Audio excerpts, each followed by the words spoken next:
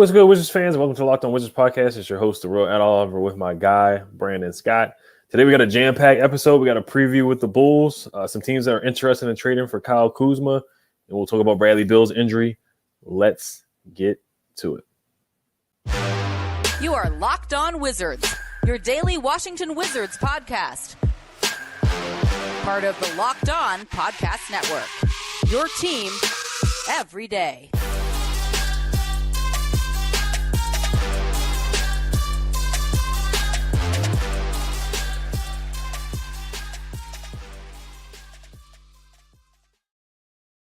Just want to thank you guys for making Locked On Wizards your first listen every day. We are free and available wherever you get podcasts. Today's episode is brought to you by Prize Picks. First-time users can receive 100% instant deposit match up to $100 with promo code Locked On. That's prizepicks.com. Promo code is Locked On. All right, so where should we start today? I guess we'll go with an injury update. DeLon Wright, this is from Josh Robbins from The Athletic. This is DeLon Wright sidelined since October 2nd because of a grade 2 hamstring strain.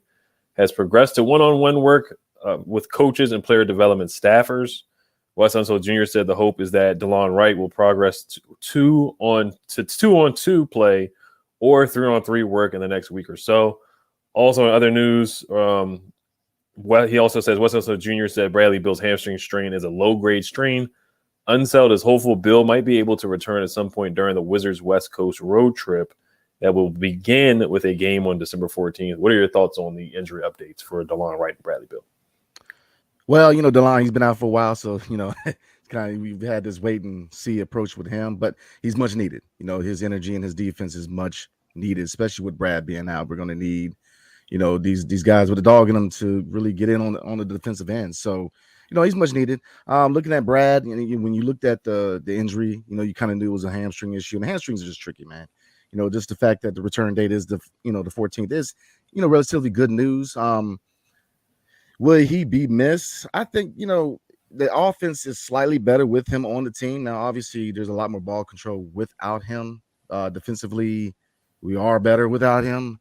So I think we can play. I think we'll be all right with him being out short of time, but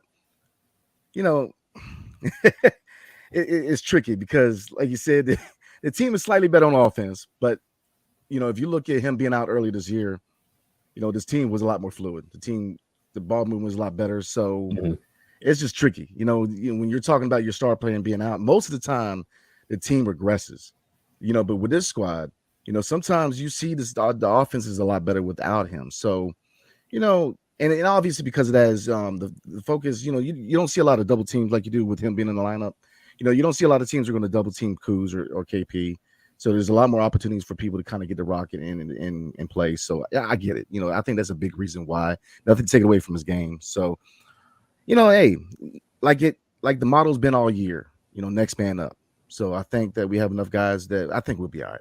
Mm-hmm. Yeah, so when Brad was out, they went on a stretch where they were 4-1. The defense did look better. They were moving the ball more. And then since he's been back, since he returned, the Wizards have been went 1-6. They have lost some close games. They should have beat the Hornets. That was unfortunate. That was awful that they lost to the Hornets. That's a game they should have won. The Heat lost in the last couple seconds. Bradley Beal lost the ball. DeLon Wright. It's going to be a slow process, man. It sounds like he's going to be out for a little bit more, only playing 2-on-2, only playing 1-on-1, and just 3-on-3. And, we didn't get an update on Rui. When is Rui going to be back? Rui's been out for 6 or 7 games. So that's another wild card that they're waiting on, a guy that could definitely help us off the bench for sure. DeLon could help us off the bench. But, guys just step up when Brad doesn't play. I think Denny plays better when Brad doesn't play. I think Kuz is more aggressive, scoring the ball. He's had some crazy games. The game against the Mavericks where he had 36 points. The ball just moves better, and I think guys step up more and they're just more aggressive to score and look to score, and they're just way more aggressive when Brad is out. Now the numbers with Brad defensively, the 6 games that he's been out, we have 106 defensive rating, and then when he's there for the 18 games, our defensive rating is 116.6. So yes, we are better defensively when Brad doesn't play. Like you said earlier, our offensive rating with Bill is 113.4. Without him, it's 109.5. So our offense on paper is better with Bill, but I think, guys step up and play better With our 3-point shooting, it felt like it was better. Without Brad, we shoot 34% from the three. With him, we shoot 33% from the three. We had some big games from the 3-point line when he wasn't there. But, the NBA, you do need your stars. You need your stars to step up, but we just need Brad to finish these games and be better in the clutch. So it definitely would be good to have him back. But I'm intrigued to see how they play without him, because they look good without him. They just did. They did look good without him. And, yes, they did play some teams that had some guys that were injured. I know John Morant didn't play. Trying to remember the other teams we played that they didn't have their guys. I think we played the Hornets without LaMelo Ball, and he didn't play. So I get that part too. So I'm intrigued to see, because there's some winnable games coming up. Of course, we're going to talk about the Bulls later. But yeah, it's interesting with these injuries. So I do want to get to the Kuzma talk. Kuzma was a hot commodity today. But before we do get to that, this episode is brought to you by Prize Picks. Prize Picks is super, super easy. You just pick 2 to 6 players, and if they will go score more or less than their Prize Picks projection, you can win up to 25 times your money on any entry. No competing against other people. It's just you versus the projections available. Prize Picks offers projections on any sport that you watch. This includes the NBA, college basketball, WNBA, esports, cricket, Euro basketball, even more. Entries can be made in 60 seconds or less. It's that easy. Safe and fast withdrawals. Currently operational in over 30 states and Canada. Download the Prize Picks app or go to prizepicks.com to sign up and play daily fantasy sports. First-time users can receive 100% instant deposit match up to $100 with promo code Locked On. If you deposit $100, Prize Picks will give you $100. If you deposit $50, Prize Picks will give you $50. Don't forget to enter promo code Locked On at sign up for an instant deposit match up to $100. Tonight, some Prize Picks props tonight that you can look at, because I got the app myself. Tonight, LeBron is 26 and a half points, his projected points. He had 29 points against us, so he might do it again against Cleveland. And then looking at Anthony Davis, his projected points is 27.5. He had 55 against the Wizards, so he smashed that. So if you pick the over under, if you pick the over for Anthony Davis, get over 27 and a half. If you did that against Washington, then yeah, you definitely won some money, because he put up 55 on us. I hate to bring that up again, but make sure you guys sign up for Prize Picks. And also, thank you for making Locked On Wizards your first listen every day. Today, for your second listen today, check out Locked On Sports Today. From the games that matter the most to the biggest stories in sports, go beyond the scoreboard and behind the scenes with local experts and insights only Locked On can provide. Locked On Sports Today, available on this app, YouTube, and wherever you get your podcasts. All right, so we're going to react to the first. There's 3 reports. So Shams Charania did an interview with Kyle Kuzma, and then he wrote an article about Kyle Kuzma on The Athletic that came out today, earlier this morning. He says the first one is Kyle Kuzma is expected to command in excess of $20 million to $25 million per year on a new deal next summer. What are your thoughts about that? I didn't get to read the article, but, we talked about Kuz a lot this offseason, because we know he has a player option. Porzingis has a player option. Rui's a free agent. So what are your thoughts on that statement from Shams Charania? I mean, we kind of saw that happening because, him coming over from the Lakers, I mean, it's 2 different players, man. When he was in LA, we say it all the time. When he was in LA, he was a very young player. He was limited. He was very raw. Since he's came over to DC, he's really become a complete player. He's shooting very well behind the arc. Now, he can be streaky behind the arc, but he's just a complete player. His leadership, his ball skills, he just, I mean, you kind of saw that he's going to command anywhere from 20 to 25 mil. Mm-hmm. So, that brings up, that adds another question mark to the equation for this team, because this is a very pivotal season, man. This is a very pivotal season. And you got to ask yourself, I mean, I think it goes off of where the team's at. If we are a playoff team, then yeah, you can see yourself spending that money. But if come to a certain point where we're just not clicking and it's just not a playoff bound team, then are you comfortable paying them $25 million a year? So I think it has a lot to do with the state of the team, where we're going to be at, certain periods in the season, because there's a lot of question marks, man. You said it before, KP, he's got a player option. Barton is an expiring contract. Rui's going into restricted free agency. So, there's a lot of questions. So it's difficult to tell, because he's a fan favorite. I love Kuz, man. And man, Kuz, I'm a big fan of him. So, and there was a lot of noise on Twitter where people were saying, he's probably more popular than the Bill right now. So, I mean, I know that's a whole nother conversation. But yeah, I mean, he's a fan favorite, man. So, man, if we are a playoff bound team, yes, I would love to see Kuz here long term. Yeah, 2025, 20 to 20. I know it sounds like a lot, but you look at other guys. Andrew Wiggins is getting paid $33 million per year. Gordon Hayward's getting paid $30 million a year. And Kuz is putting up similar numbers to these guys. Kuz is averaging 20 points a game. Mikal Bridges is getting 21 mil. Bojan Bogdanovic from Detroit, he's getting 19 mil. Harrison Barnes is getting 18 mil. Duncan Robinson, 16 mil. Bertans, 16 mil. I mean, Kuzma, he's getting 30. He's underpaid right now, if we're being honest. He really is. Now, like you said, is it in the Wizards' best interest to pay him what he deserves? Because we're not going to get a hometown discount from him or a friendly discount. You're just not. Now we do have to evaluate and see. This is where the trade deadline comes in. If we're playing the way we're playing right now, losing to teams like the Hornets, lottery projected teams, getting blown out against the Lakers, getting blown out. We didn't get blown out by the Nets, but just kind of getting controlled in the game against the Nets. Losing to the Heat without Jimmy Butler and the Hornets without LaMelo Ball. We're losing games like that and not take care of our business. And Bradley Beal's out for a couple games, so we'll see how that goes. Rui's been out. If we're at the trade deadline, we're 6 or 7 games below 500 in February, then yeah, you need to consider blowing it up and rebuild it. I know they're not going to blow it up and rebuild, but you can call it retool just to make it sound better. Guys need to be on that block. They need to be on the trading block, kind of just like last year where you had to move Trez, you had to move Spencer, you had to move Bertans. You just had to move guys. And I know this is different because you want to bring Kuz back instead of Bertans and Dinwiddie. You just wanted to move on from them anyway. But financially, and if this team is not going to make the playoffs, then you got to get value for Kuz. You got to get a first-round pick in return. You got to get maybe 1 or 2 good players. You got to get a first-round pick. You got to recoup some draft picks. You got to get some draft capital to start a retool or a rebuild. If we're 5 or 6 or 7 games below 500, because if you're not going to pay them, then you don't want to lose them for nothing in the offseason because the team's going to use them and teams are interested. This segues into the teams that are interested. So Shams also came out today. It was a lot of Kyle Kuzma news. He says that the Suns and the Hawks are interested in him. Which teams do you think, if we had to trade Kuz, I hope we start winning games and we're able to keep Kuz. But if it comes to that point where we got to move him, which team do you think has the better players or assets for the Wizards to get in return for Kyle Kuzma? I'm rolling with the Hawks, brother. I'm rolling with the Hawks, man. I like a lot of the talent that the Hawks have. They have a lot of young talent. But getting back to the point where we were making is just this is tough to really predict this because this team is Jekyll and Hyde, man. You just don't know if you're going into the deadline. If, like you said, if you're 5 or more games under 500, then what are we doing? You want to get value for him. You want to get value for KP.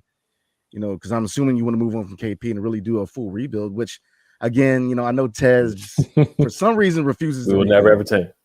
But, hey, look, he's going to have to learn how to, bro, because, look, he's about to buy the Nationals. Nationals is about 5 years away from doing anything. So he's going to have to learn that skill. He's going to have to learn to rebuild. Rebuilds are ugly, man. It's one of those things that, and really the families, we're going to have to prepare ourselves because, what do they always say? Be careful what you ask for. Rebuild, they can be ugly. They can be long. If you look at the Sixers, man, they had a very long rebuild that, became very unpopular towards the end. So, rebuilds, they take a while, so hopefully we start picking it up. I like Kuz. I like his leadership. I like him as a player, man. His personality. I love Kuz. I want to see him here long term. But again, if we're just not there as a team or as an organization, why pay $25 million to a guy that may necessarily not want to be here? Because if we're, like you said, if we're losing against these teams that we should have blown out, does he want to be here next year? Really the question is, we've already got Bill, we've already got a Supermax, so really we have to try to persuade KP and Kuz to stay. That's what we're doing right now. We had to just persuade them because both of them can easily walk, because they have all the power in their hands. So it's really up to them. So that's why it's tricky because, like you said, you want to get value for these guys because if it's too late, you want to get value for them. But the ball is in their court, so it's tricky, man. Yeah, they had an opportunity to trade Bertans before they re-signed him. Before Bertans turned into a pumpkin from the 3-point line. Yeah, opportunity. So you want to get value for guys, and the Wizards they're always they're a dollar late too short or whatever the saying is. They're always behind. They're not proactive. They're reactive. Tommy Shepard has been that way. So yeah, I hope if they're not playing well, I would hate to see Kuz go. Like you said, he's such a likable guy. He's a leader. He's played good ball. It's not just the stuff off the court. He's playing good basketball. He's averaging 20 points a game, over 5 boards. He can pass. He can shoot. He's clutch. So. He's a good player, and I can see why. I see why the Hawks want him. The Suns want him too. The Suns are, they're contenders. They're legitimate contenders, and the Hawks are a legitimate playoff team. They both have winning records. I want to say the Suns are first in the West right now. So if he goes to the Suns, he would really help the Suns. Chris Paul, Devin Booker, Ayton, Kuz would probably start, and Mikal Bridges. That's a good lineup. So I could see the Suns. What are you willing to give up though? What are the Suns going to give up? The Hawks, they do have first-round picks. The Suns, if we get a first-round pick from them, I got to look and see what their picks are, but of course it would be a later pick because they're going to make it to at least the second or Western Conference Finals this year. So, but the Hawks, I feel like they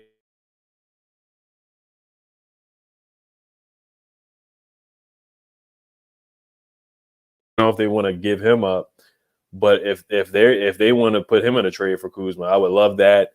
I do like Bogdanovich. DeAndre Hunter, he's very expensive, so I don't see him. But John Collins is a name that's been brought up a lot for the Wizards. I think that's a lateral move. I actually think Kuzma's better than him at times, or they're really similar. They're different play styles, but I think they're not too far off from each other. I don't think one is much better than the other. I would take Kuzma over John Collins if we had to pick one or the other. So, but the Hawks do have some, even the young guy, Onyeka, the big man. They got some assets. They got some young guys that they can certainly move. That I think the Wizards definitely should be interested in if they do want to rebuild or retool. Yeah, I'm trying to get Jalen Johnson and AJ Griffin straight up. Yeah, those are a couple names that I wouldn't try to get. But yeah, I'm going Atlanta. I think Atlanta has a lot of young talent. I think that Kuz could slide into both situations and really contribute, especially Phoenix. I believe Phoenix is number 1 in the West right now. So they're playing good ball. Yeah, they're rolling, man. So they could definitely take them. But it's just it's really tricky to really predict this, man, because we are a 500 level team and we play like it. It's Jekyll and Hyde. We'll go on stretches where we look really good, and then we'll go on stretches where it's like, bro, what are we doing, man? It's just that's the perfect example. Jekyll and Hyde. It's just going long term. It's tricky because Bradley Beal's another question mark. Does with the conversation you had with Gilbert Arenas and a lot of with hidden factor in the LA's one in the Lakers one in him. There's a lot of variables in this, and it's just really I think it's a little too early to really tell because. This season can change in the next 25 games. Easy. If we don't play the way, and if you look, there's a lot of factors outside of the record. Look at attendance right now. Look, leadership, the owner's going to have to look at that, man. I believe if not the bottom, we're in the bottom half of attendance, man. So as an owner, if your product is not bringing the fans to the seats, then you've got to change something up. And it's just a lot of signs are pointing towards rebuild. And we talked about it, last episode that, Kuz and KP, if indeed this team is going to take that direction to rebuild, you got to get value for them. You got to get value for them, especially KP and Kuz, because both of them, bro, their value is through the roof right now. Their value is through the roof right now. So it's tricky because on the one hand, I do like Kuz. I want him to stay long term, especially if the goal is to become a playoff team and build around Bill. But if we're going to rebuild, you got to get value. Got to get value. Right. So before we move on, today's episode is brought to you by BetOnline. BetOnline.net is your number 1 source for sports betting info, stats, news, and analysis. Get the latest odds and trends for every professional and amateur league out there. From football to basketball to soccer to esports, we've got it all at BetOnline.net. And if you love sports podcasts, you can find those at BetOnline as well. We're always the fastest and easiest way to get your betting fix. Head to the website today or use your mobile device to learn more. BetOnline, where the game starts. Thank you, everybody, for making Locked On Wizards your first listen today. For your next listen, check out the Locked On Sports Today podcast, the biggest stories of the day, plus instant reactions, big game recaps, and take it a day. Available on Odyssey app, YouTube, or wherever you get your podcasts. So before we move subject, it's just it's tricky, man. It really is because you just don't know what the direction is. You don't know what the direction is. It's just. The fans want one thing, your leadership want one thing. Kuz said that looking at contrast from last season, there was a lot of turmoil in the locker room last season. He said that they didn't like each other. There was a lot of different personalities, a lot of different, I guess, aims career-wise. You had guys fighting for contracts. You had guys that had contracts that felt they were entitled to certain kind of minutes. And now with this, with this team, they like each other. But again, we're in a situation where we have a lot of players who could, not be on the team next year. It's shaky. I don't envy Tommy Shepard right now or Ted Leonsis, because these are hard decisions to make. Very hard decisions. Mm-hmm. Or it could be easy, like you said last episode. They just need to rebuild and blow it up. Yeah, but you know how that rolls, man. they're fighting tooth and nail. I just don't understand it, man. Why are they so scared of rebuild? I mean, rebuild. How do you think we got John Wall? We rebuilt, right? Yeah, we got lucky. Oh, we got really lucky. I mean, who else? So I don't get it. I don't get being mediocre and just being happy with a first round exit. I mean, look, the goal for any organization, any sport, anything in life is to win a championship. That is the goal. I don't like the mentality of being okay with a first round exit. Mm-hmm. It's just it doesn't sit well with me. I think it's a loser mentality. Mm-hmm. It's just if at the end of the day, if your only goal is to make money off of playoff revenue, then maybe you need to re-question trying to get the Nationals, because you're just gonna add another team. Look, the Nationals. I hate to switch sports, but look, anybody who knows anything about the Nationals, they are a long way off from contending. They just unloaded every major star they had within the last 2 to 3 years. They're rebuilding. So it's nasty, but we need it in the nation's cap because, all right, think about it. Even if we re-sign Kuz, re-sign Rui, you go into next season, even if somehow we retain Porzingis too. Yeah. Is that necessarily an upper echelon playoff team? I mean, think about it. With a lineup with Bill, Kuz, KP, and Rui all on a contract for multiple years, is that a recipe for a team that's going to challenge in the East? I don't think so. You're just going to continue the same cycle of going to the playoffs in the first round or the play-in and exiting. I just don't think that's winning basketball. I think that's a loser mentality. It is. It's just spinning your wheels in mediocrity. But getting those 2 playoff games at home is profitable. Getting the play-in game at home is profitable as well, in a sense, and that's what it looks like. This organization that's their goal. That's their champion. They want a banner for that. So it's unfortunate. We're stuck in purgatory right now. We're stuck in purgatory. They don't want to hit the reset button, and they're held back. They can't reset or rebuild unless Bradley Beal really wants to do it too, because he has the no trade clause. So if he wants to stay on this team, he can, and then you can't even control where you can send him. Like, say if the Hawks wanted him, and they have assets, they do want to send us, DeAndre Hunter, Bogdanovich, and who else is on there? Onyeka and AJ Griffin. Let's say they do want to send us some young guys and maybe 2 first-round picks or something like that for Bill. And Bill doesn't want to go to Atlanta. He can veto and stop that trade. So that's the unfortunate part about it too. We went on our rant yesterday, so I'm not going to go too far down the rant hole and talk about how bad this organization is. And there's a guy, Andrew Nembhard from the Pacers, who went off against the Lakers, and a lot of people on Twitter are talking about, we should have gotten. I agree with him. That's the second round. You look at the draft picks. Johnny Davis is a couple years away, like you said, the Nationals. Johnny Davis is a couple years away. I'm not gonna go in on him right now, but just the drafting hasn't been up to par. Denny right now just didn't live up to the hype of the draft. The draft picks from Tommy Shepard, Rui has been okay, but we just haven't hit any home runs. And we're a team that you got to hit on your draft picks. Corey's okay. He's solid. We're talking about trade value. None of these guys have any trade value. None of your picks have trade value. Only guys that have trade value are the guys that you traded for. Porzingis is the only guy with trade value. Kuz is the only guy with trade value. Kispert doesn't have much trade value. Denny doesn't have any at all right now. He's in a shooting slump. Can barely make layups right now. Can barely make threes. Rui's in and out of the lineup, injured, missed 40 games last year. So you're just in one of the worst spots in the NBA right now. You don't have any picks or assets at all to really get a star. Your picks are protected from the John Wall trade.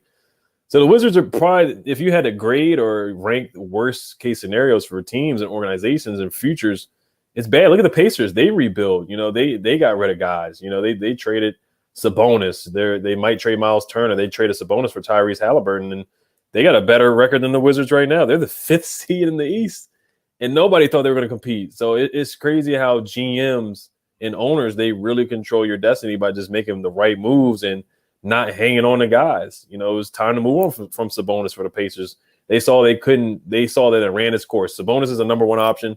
You just saw how far it was going to go, and they moved on. The Wizards, Bradley Beal's a number one option. We see where it's going to go, and it's not taking you anywhere. So we're just holding on to I don't know what, but they just keep holding on. And the Pacers, they flipped the switch and had a light bulb come on, and they say they needed to make a trade. And Tyrese Halliburton's playing out of his mind. Andrew Nembhard, they're drafting better than us. Benedict Mathurin, they're drafting better than us. I think anybody would take Mathurin over the young guys that we got right now. And a lot of people would take Nembhard. Nembhard had 31 points against the Warriors last night, Stephen Curry. And no disrespect to Yannick Zoza, but I just think our second round picks, we even in the second round, you got to be better with your second round picks. Isaiah Todd too. I think he's a young, talented young man, but the second round picks have to be better. There's so many guys you can point to. And like I said, I'm going on a tangent here, but I mean, we can move on. We can move on to the we can move on to the Bulls game. Just three keys of victory. If you have anything to add, you can definitely go ahead too. Yeah, I'm gonna add a little bit. I'm like, I'll say this, man. If you look at the economics of the NBA, it's geared towards keeping your guys that you draft at home. If you look at there's some. I'm sorry to cut you off, but we haven't re-signed a draft pick. Bradley Beal and John Wall are the only ones, and they're top three picks, and Otto Porter as well. They're top three picks. If we keep getting pick 9 over and over again. All the guys, Kelly Oubre, pick 15. We haven't re-signed these guys. We trade them away. And that's the problem. Troy Brown traded them away. Yeah, that's the problem because if you look at Golden State, they're the example. And the reason for that, most of their major guys are drafted. When when it comes to drafting your guys with restricted free agency, you can go into the luxury more with guys that you draft as opposed to guys coming from the outside. And that's why drafting is so key in this league. If you can't draft, you die. I mean, and we're feeling that. Look at Golden State. They drafted Curry, right? So they drafted Clay. They drafted Draymond. I mean, the list goes on, and they can retain them, and they can go as much as they want into the luxury and not really take too much, and not hurt too bad, like a team from acquiring talent from the outside because they drafted these guys. And think about it. Each one of those guys I just named, we were in position to get. Don't forget that. We were in position to get every one of those guys. And that's why it's just, you look back, even going all the way back to Ernie, we are historically terrible at drafting. We're terrible, man. You can look at John Wall and Bradley Beal, but bro, who else you gonna get in that position? John Vesely. Oh Lord, I mean, so I'm gonna end it there. But drafting has to get better because drafting is the long-term solution to having long-term success in the NBA. You can acquire from the outside, but you can only go so far. Dynasties are made from within. So I'm just going to end with that. Definitely, yeah. It's just you got to, especially us. We're not a free agent destination, so you got to build from the draft. But Bulls, what's your keys to victory? The Bulls right now, the Wizards were the 10th seed right now. We're tied with the Knicks for the 10th seed. We're both 11 and 13. The Bulls are the 11th seed at 9 and 14. They're 2.5 games behind us for the play-in. The Bulls, like I said, the Bulls are 9 and 14. They're kind of reeling right now. Just looking at their last game, they lost to the Kings 110-101. Looking at their box score, because I don't know who's out. Of course, Lonzo Ball is going to be out for a long period of time. Of course, DeMar DeRozan, he's a Wizards killer. Zach LaVine had 41 points last night against the Kings, so that's somebody we're going to have to defend. Pat Williams, 10 points. DeMar DeRozan, like I said, he's a Wizards killer, 18 points. Vucevic, 12 points. Kobe White is a Wizards killer too. They got Andre Drummond, Derrick Jones Jr. Ayo Dosunmu had a couple good games against the Wizards last year too. But what's your keys to victory? And we'll wrap it up. Keys to victory: 1, defense. Every kind of defense you can think of. We have that. We've got to get back in transition. We are so bad in transition, man. We've got to get better in transition. We got to get back. Defensive communication. We've everybody knowing their role on defense. Perimeter defense. Like they can shoot. Look, DeRozan, don't get it twisted. He's a mid-range genius, man. But I'm telling you right now, he can step out and shoot 3 points. So don't And Zach LaVine, let's be real. I mean, this brother can shoot from the logo. So it's defense has to get better because this team can play, man. I'm saying LaVine can drop 40 anytime he wants. And I mean, look at the people you named. Kobe White can play. Dosunmu can play. I mean, it's just the list goes on. So defense has to be key tonight because without paint defense and perimeter defense, this is not a winnable game. We got to play defense. 3-point shooting has to be respectable. I'm not asking us to be Golden State tonight or tomorrow night. Be respectable. Shoot high percentage 3-point shots. Don't waste 10 seconds in the clock and then launch it. No, and don't let the 3-point shot be your first choice for your shot. Orchestrate the offense. Ball movement. That'll be number 3. Ball movement. Ball movement has to be key. Move the ball around. Don't do this whole 5 to 7 seconds in the clock and then hot potato. No, fluid team basketball. Those would be my 3 keys of victory. Of course, yeah, ball movement. Everything that they did when Brad was out, when they went 4-on-1, the ball was moving, the ball was flowing, they shot the ball better. From the 3-point line, the Chicago Bulls are 29th in opponent 3-point percentage, so maybe that could bode well for the Wizards. The Bulls are bad at defending the 3-point line. You got to knock down the easy ones. Zach LaVine, defense on him, and DeMar DeRozan, defend without fouling. They have a quick whistle for DeMar. He gets almost every call against the Wizards. So Denny is going to have to play a clean game, hands up, no complaining to the refs. Kuzma probably going to have to guard DeMar. It's going to be a committee approach guarding DeMar DeRozan. He's going to be a tough guy to guard. And I would say run the offense through Kuz. Kuz plays, he steps up when Brad is out. He averages 2 more points when Brad is out, 22 points a game. He averages 2 more rebounds when Brad is out as well. So I would run the offense through Kuz, let him orchestrate, get downhill. If Monte Morris can't get past his defender, Jordan Goodwin coming off the bench as well. But you run the offense through Kuz and feed Porzingis because Vucevic cannot stop him. The last time we played the Bulls, we beat them, and Porzingis did a step back and crossed up Vucevic and hit a 3. So I would feed Porzingis and run the offense through Kuz. Like you said, transition defense, rebound. And I'm looking at Daniel Gafford. He's playing a lot better. I want to see him continue it. I want to see I want to see KP and Gafford play together tomorrow night. Absolutely. I definitely want to see that lineup tomorrow night. So before we roll, I'm going to add one more. Mm-hmm. I want to see some free throws. Oh, absolutely. I'm going to add 2 more. Free throws, definitely. You got to hit free throws, but attitude. I want to see some attitude tonight, man. I want to see Kuz. I want to see KP. I want to see Goodwin attitude. Come out, was really, I ain't trying to be violent, but punch him in the mouth, man. It was come out, was really hit him in the mouth, man, and really take the crowd out of it. Look, Chicago's struggling. They're coming off a West Coast trip. We're about to go on a West Coast trip, so they haven't played very well on the West Coast, so they're kind of bruised right now. So they got a lot of talent, but I think this is a winnable game. I think if we really put the defensive pressure on this team and really take them out of their games, I think we'll be all right. So we're gonna go ahead and wrap it up today. All right. Just say win or loss for the prediction. Oh, okay. Man, I shouldn't feel like this. I'm gonna go with a win. It's gonna be a close one, but I think Kuz is gonna show up. I think KP, like you said, Vucevic can't roll with him. So I think we're gonna look better in the paint tonight or tomorrow night. I'm gonna just go quick. I got us losing this one. No faith, huh? I mean, I can see that, man. It's tough because Chicago got a lot of talent, man, and just their home floor. But we do play better without Brad. So I think there's optimism. I think we can win a close one. So we're going to go ahead and end it there. Appreciate everybody from watching. Definitely check out me and my guy, The Real Ed Oliver, on Twitter and Instagram. We're close to 3,000 subscribers on YouTube. So definitely like, subscribe, comment below. Let us know how we're doing. Appreciate everybody. Appreciate the love. Everybody have a good day and peace.